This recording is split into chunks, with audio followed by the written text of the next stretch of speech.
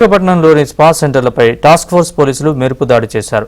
Massage సెంటర్ల ముసుగులో అసాంఘిక కార్యక్రమాలకు పాల్పడుతున్నారని నగర పోలీస్ కమిషనర్ తెలిపారు. స్పా సెంటర్లు ఇచ్చిన ప్రచారాలను పోలీసులు కూడా గమనిస్తున్నారని తెలిపారు.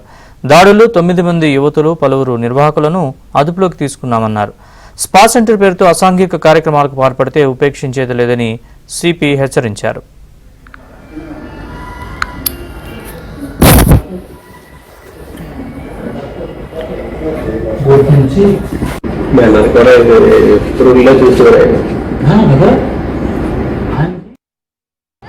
స్పా సెంటర్ ముసుగులో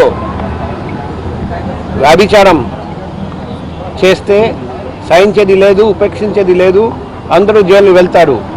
క్రాస్ మెసేజింగ్ అంటే ఒక లేడీ మెసేజ్ చేస్తారు ఒక జెంట్స్కి.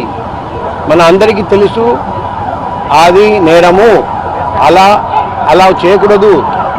అయినా కూడా మీరు ఇలాగే మా దగ్గర క్రాస్ మెసేజింగ్ జరుగుతుంది, మీరు రండి అని పబ్లిసిటీ ఇచ్చి ఆకర్షిస్తున్నారు పబ్లిక్ని.